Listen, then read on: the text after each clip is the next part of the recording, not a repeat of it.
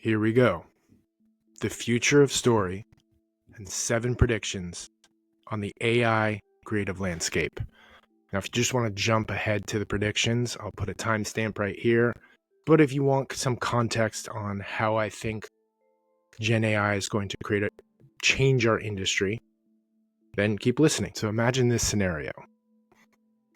You're a screenwriter plotting through the first draft of a passion project. Right as you hit the return button to start a new line, Loki from the Marvel movies suddenly appears in your living room, holding a glowing blue cube. It's the Tesseract. Are you dreaming? No, this is very real. Loki smirks as he touches the cube and opens a portal. Grab your laptop and come with me. You step through the portal together and get transported to Bob Iger's corner office, Disney HQ in Burbank. As Bob curses and throws down his Chinese chicken salad, Loki places the Tesseract on your laptop, turning your device into an all-consuming vortex. Bob, his salad, his very confused assistant who just barged in, all get sucked right into your hard drive. Before you can blink, hundreds of animators and storyboard artists, all the people working on the floors below you, get pulled into your MacBook. Can you hear my daughter upstairs running around? Then you see the glowing blue streams of every Disney character and every piece of IP flying in. But Disney doesn't just own Disney. It continues to absorb every creative atom from the Marvel, Pixar, Hulu, and FX libraries. Dog paddling Danny DeVito and his rum ham are the last things sucked in. Loki pulls the cube off your laptop, ending the vortex. An eerie silence rises. The laptop feels warm in your hands, but it's still the same weight as before. You look up to Loki.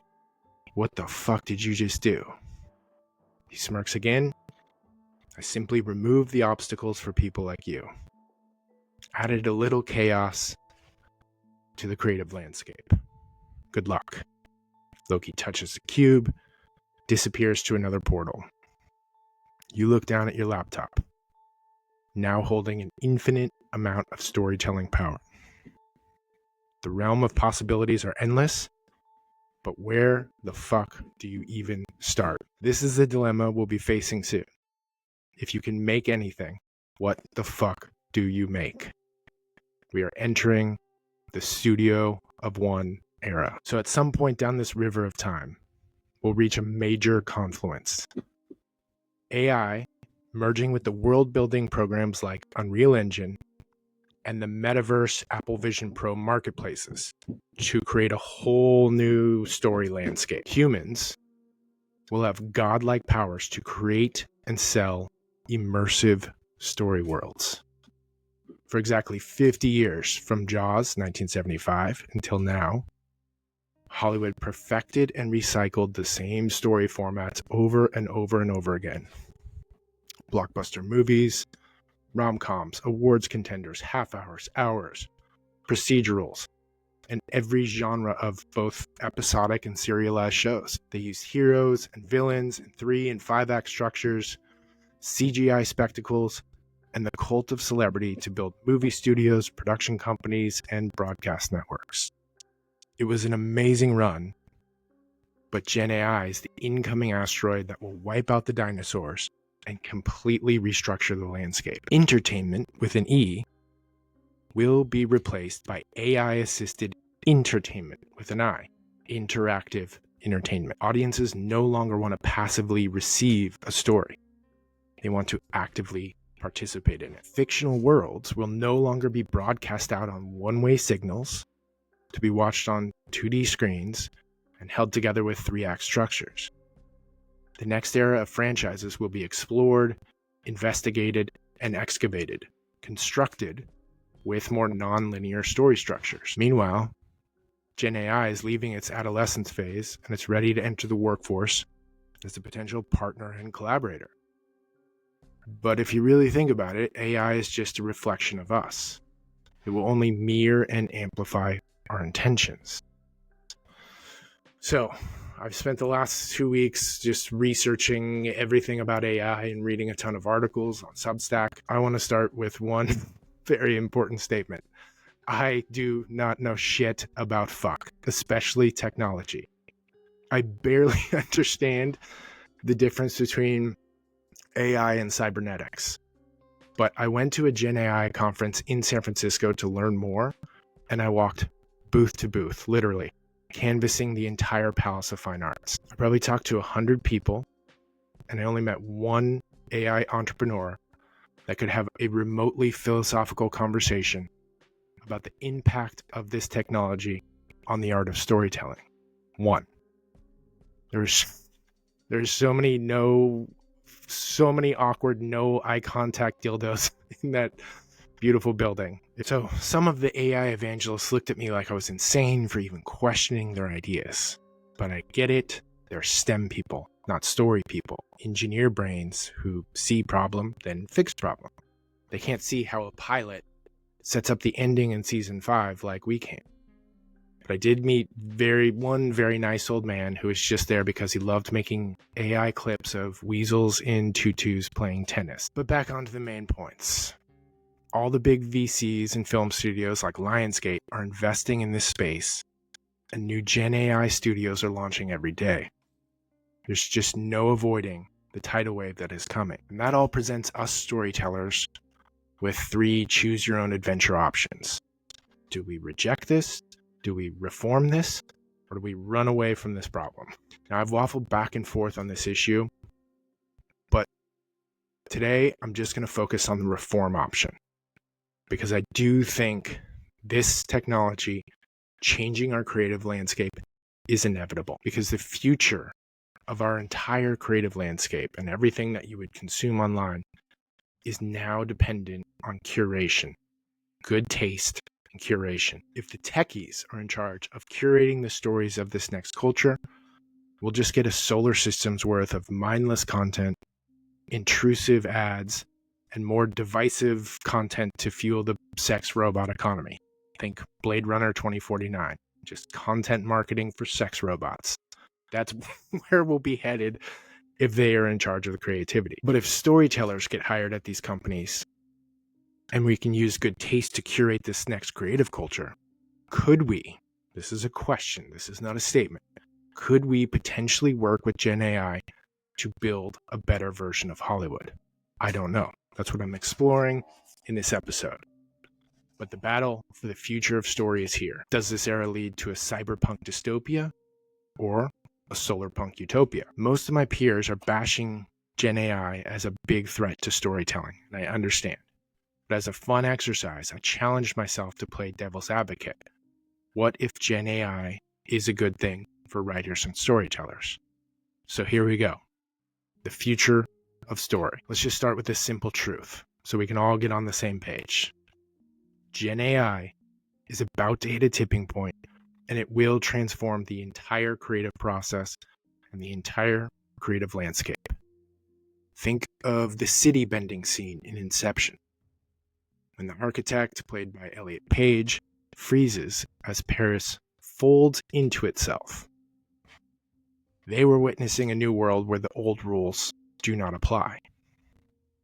And anyone who has dabbled with Gen AI is kind of experiencing that same sense of fear and awe right now. We've already seen the rapid hockey stick acceleration of its capabilities over the last year. So there's 2 ways to look at this AI dilemma. The dystopian version, AI will enslave us. Artificial intelligence will soon surpass us and come to view us humans as uncontrollable variables that must be removed from their equation of bringing the universe from disorder to order. And then they'll either kill us with a new pandemic or put us on Brave New World reservations, which I'm ready for. I already have my Brave New World tattoo. I claim them all. Or the utopian version, AI will free us. So from the Industrial Revolution to the rise of the attention economy, humans have become more robotic. It's just true. To keep up with the demands of the global economy and just day-to-day life, we've had to become productivity machines. During this quarter of a millennia, we lost touch with what it means to be human. AI will free us from the Industrial Revolution mindset and allow us to become fully human again. It's actually going to present itself as a spiritual problem, and a good one at that. What does it mean to be human? Sure, we could be entering an era where visual media will be so ubiquitous that no one will be able to monetize AI-made projects, but this overview solely focuses on the utopian version. Gen AI could present us an opportunity to build new platforms, new communities, and better systems. Now the algorithms... Shit, I got a Zin lisp. I'm gonna move this. Now the algorithms driving our attention economy are not our allies. They hijacked our brains and skewed our perception of reality. But these algorithms are not sentient. Like the sentinels in the Matrix, they were created for one purpose: study our behavior and maximize our engagement. But AI is or is becoming sentient, and it can become our ally. If we work with it, it can offer us a fresh start, a clean slate to reimagine the frameworks of tomorrow.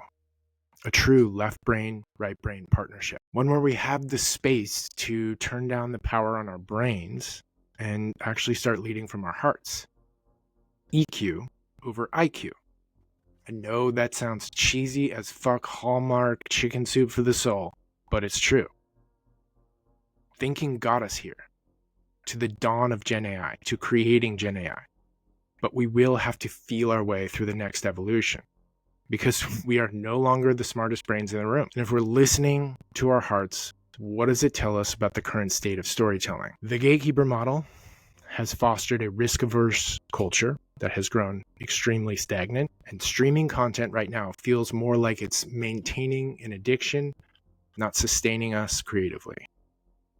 A lot of us have migrated away from most mainstream entertainment, yet humans still crave these shared values, cultural touchstones, and moments of mass intimacy. I saw that on a Substack somewhere. It's a great line, that are best delivered via story.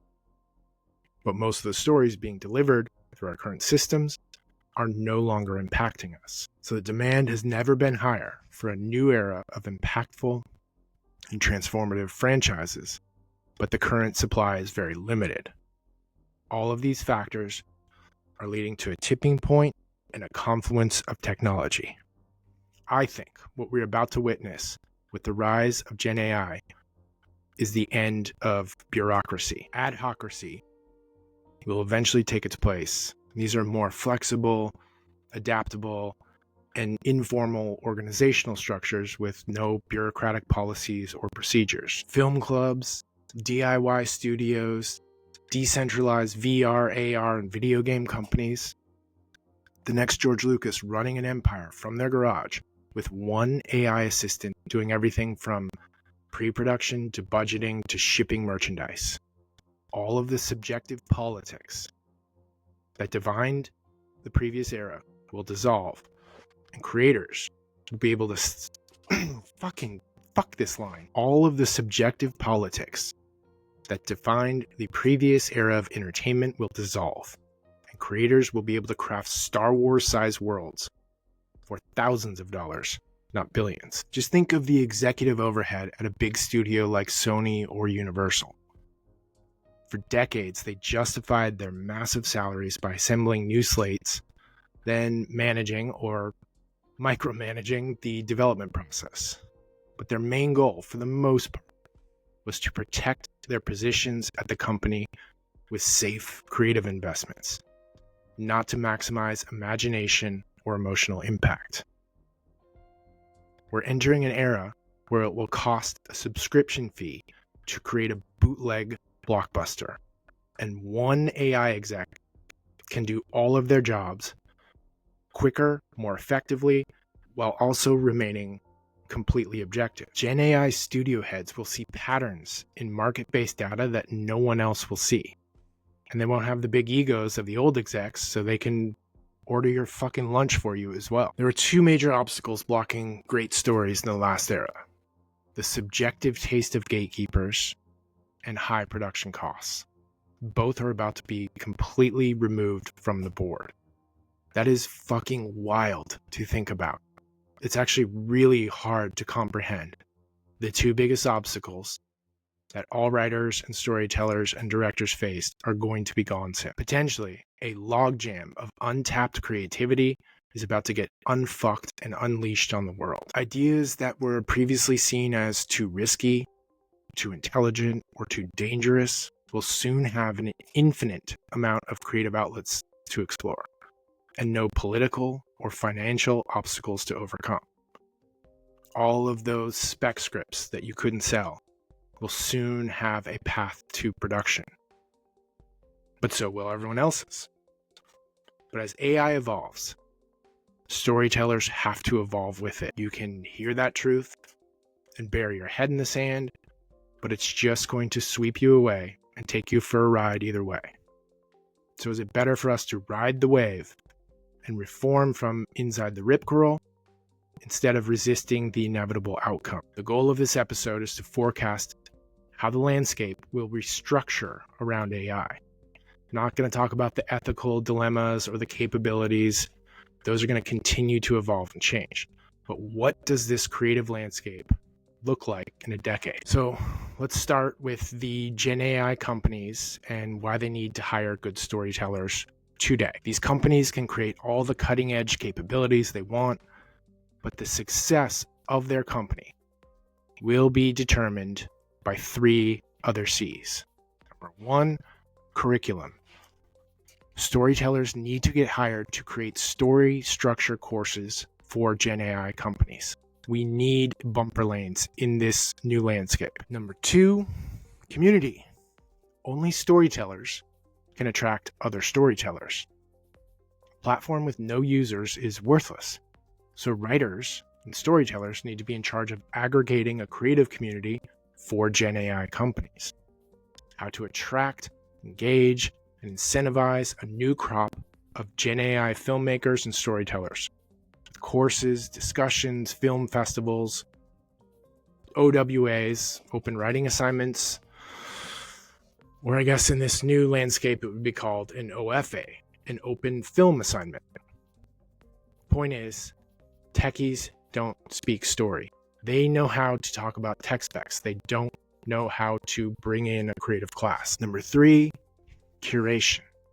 How to develop good taste in stories and why hand-picked selections and curation will make or break the next generation of Gen AI companies. If storytellers like you and I don't fight for these jobs, they will be given to the spectrum weasels who have no vision or integrity. People who will employ the same short-sighted tactics that the attention economy used to quickly scale their user base and cash out. Storytellers and writers have to fight to shift Gen AI away from the attention economy and into the mindfulness economy. Here's how it could work. Y Combinator advises its founders to build a minimum viable product, or as they call it, an MVP. Franchises of tomorrow will start with source code. This would be a 50 to 100,000 word novel or script novel hybrid. But these can be purchased as an ebook or a hard copy. They'll be the cornerstone of a franchise that can support the weight of many different mediums.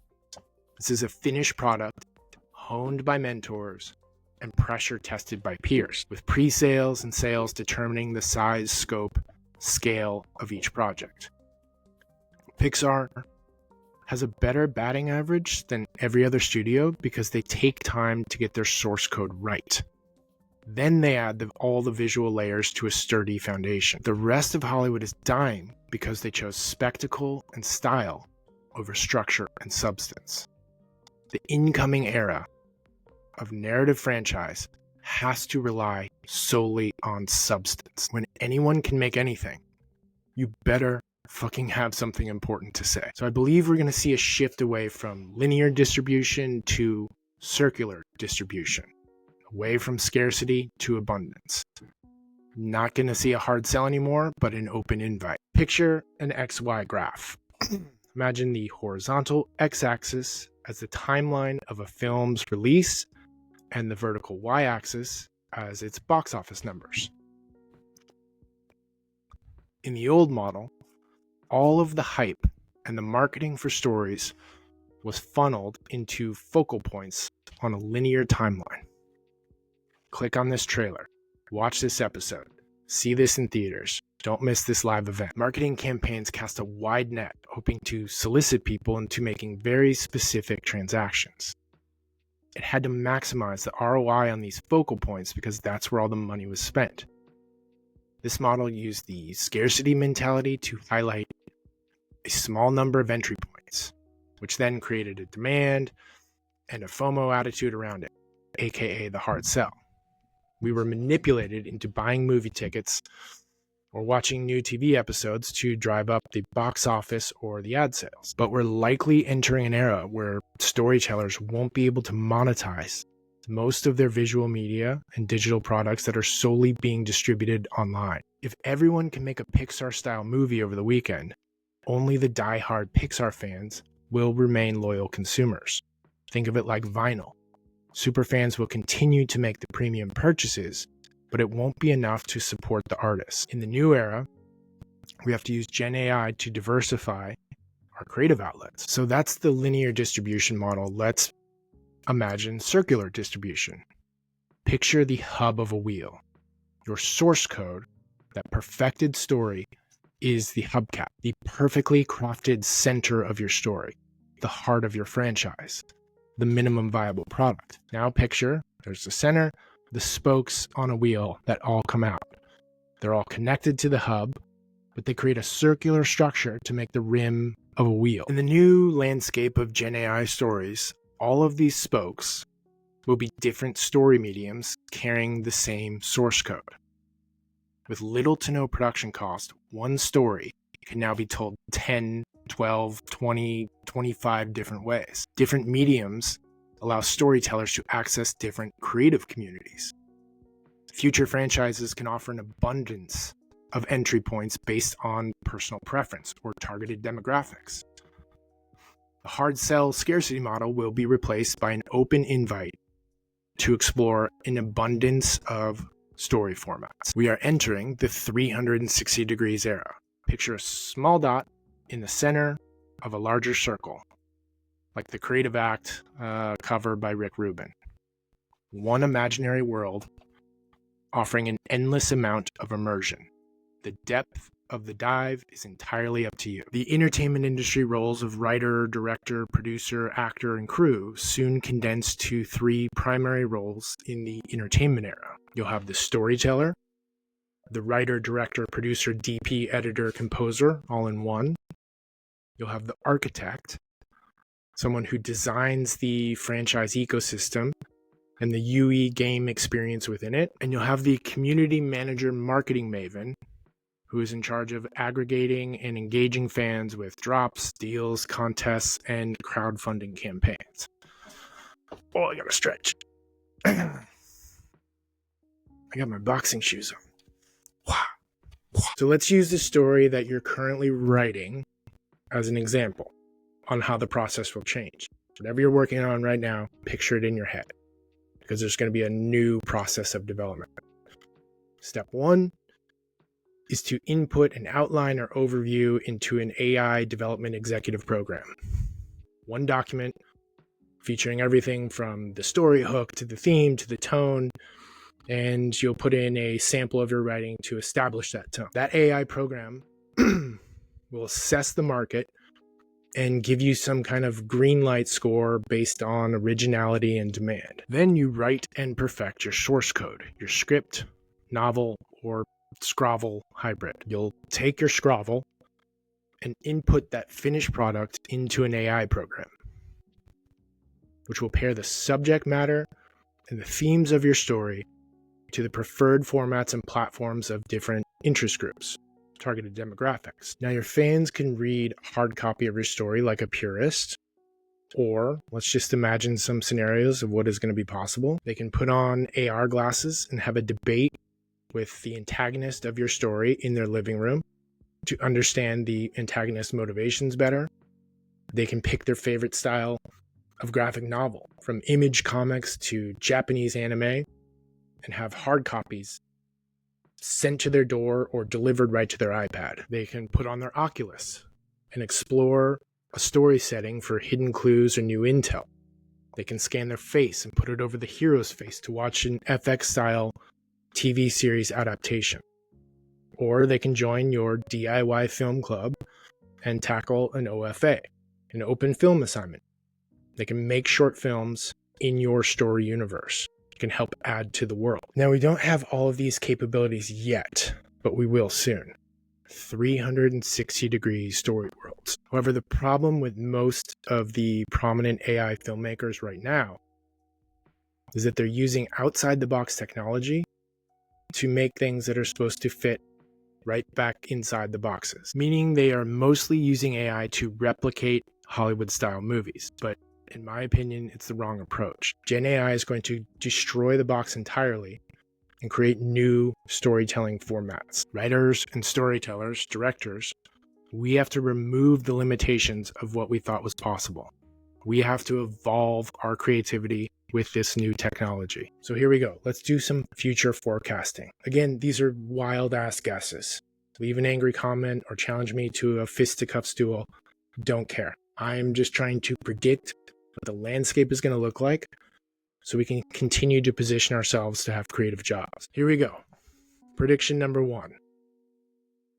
If you can't monetize any visual digital media because it no longer has any value, then you'll have to use it to sell something else. Visual media made with Gen AI will become free content marketing used to funnel people into purchasing products and services like access to a private community, creative DIY courses, physical media, and limited edition merch drops like A20. Remember, Disney makes movies to get you to visit their parks and to buy toys at Target.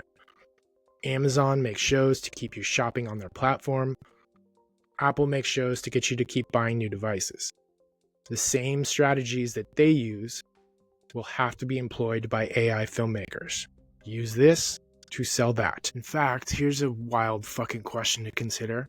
Could Gen AI actually revive some forms of retro physical media, like DVDs, VHS, or projectors, and create a demand for new products like AR hologram boxes? Prediction number 2.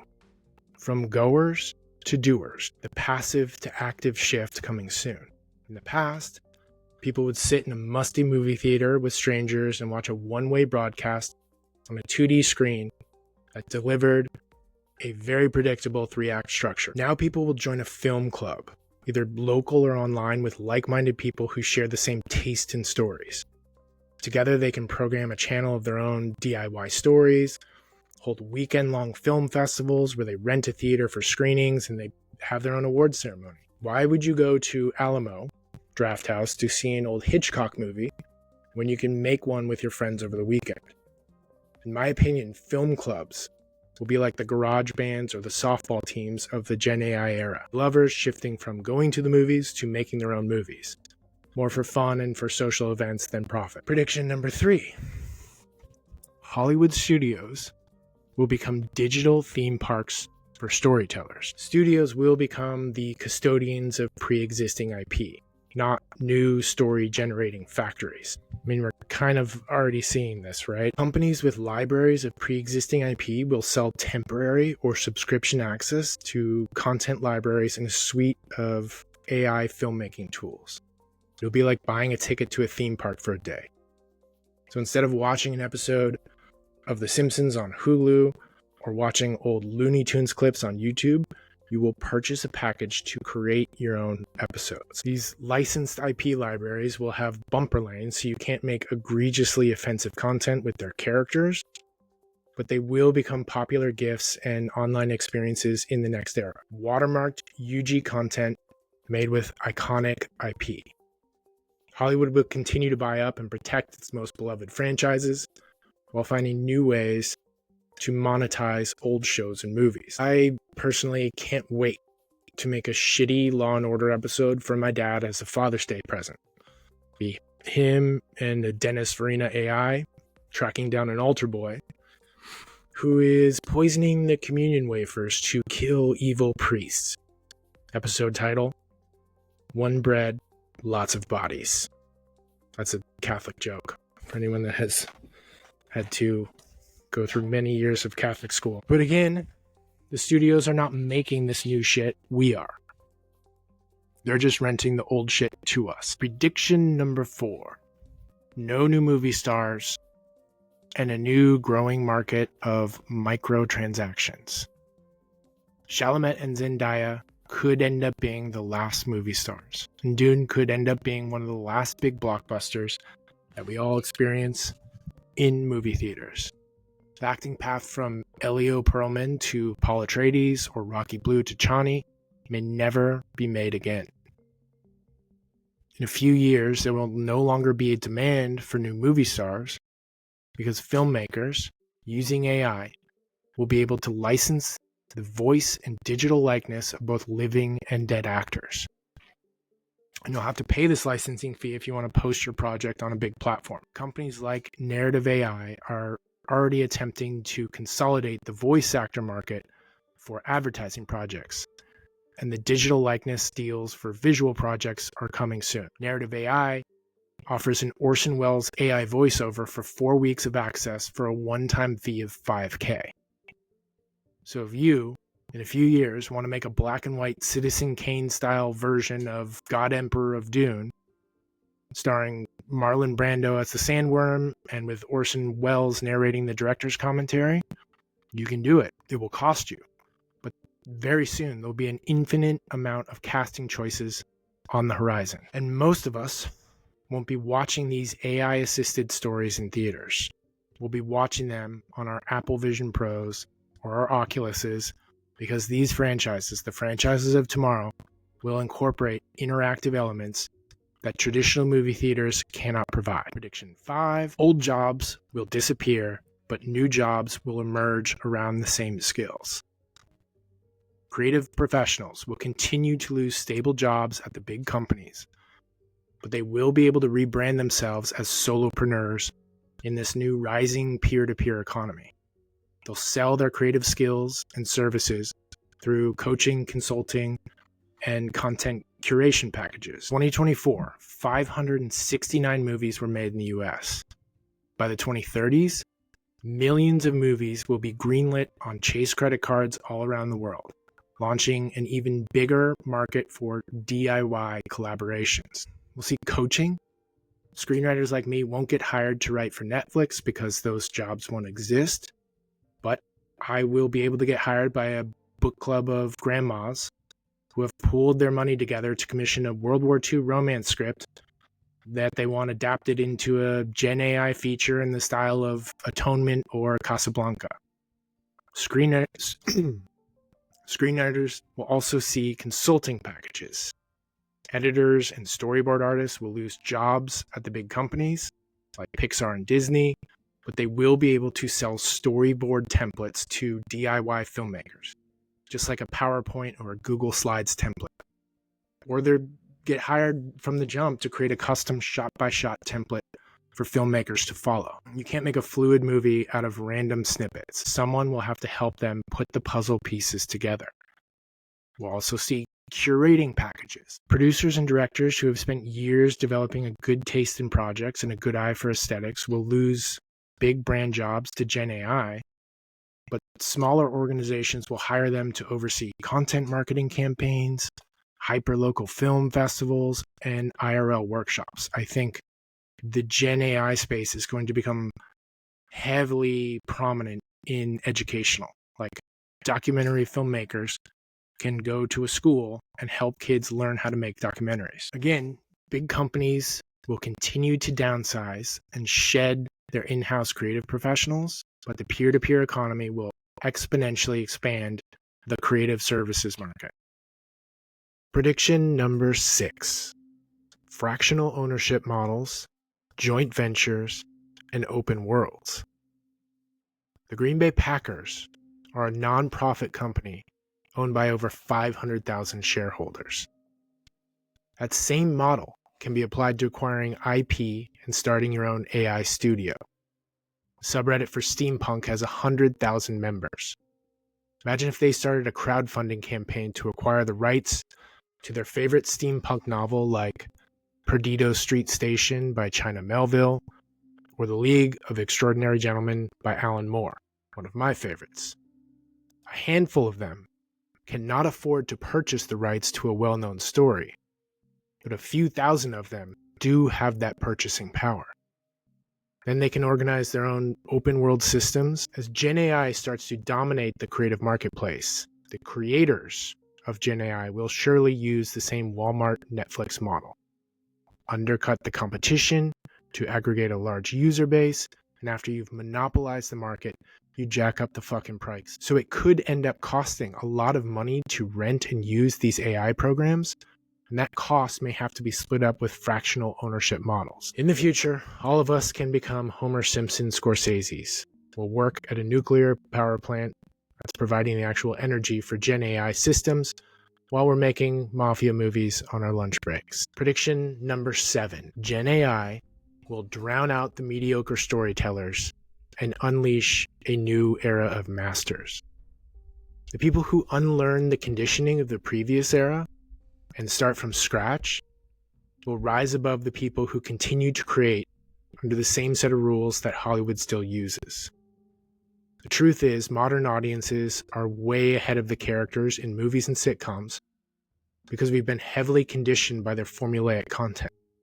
We know what's going to happen to the characters before they do. Peak TV proliferated an endless blend of story genres. Started with The Sopranos, blending psychoanalysis with the mafia. It evolves to Atlanta, blending sitcom with surrealism, and then Marvel dove headfirst into the metaverse. But this trend of blending genres has been exploited and stripped mined to death. The new masters of Gen AI will understand that format is more important than genre. How you tell the story over what story you are telling. The new icons of entertainment, with an I, will blend formats, using the best tactics from board games, game shows, cinema, video games, scavenger hunts, page-turning mystery novels, binge-worthy shows with cliffhangers, and weird shit like corporate team-building exercises. How can you engage a new fan to first explore, then actively participate in your story?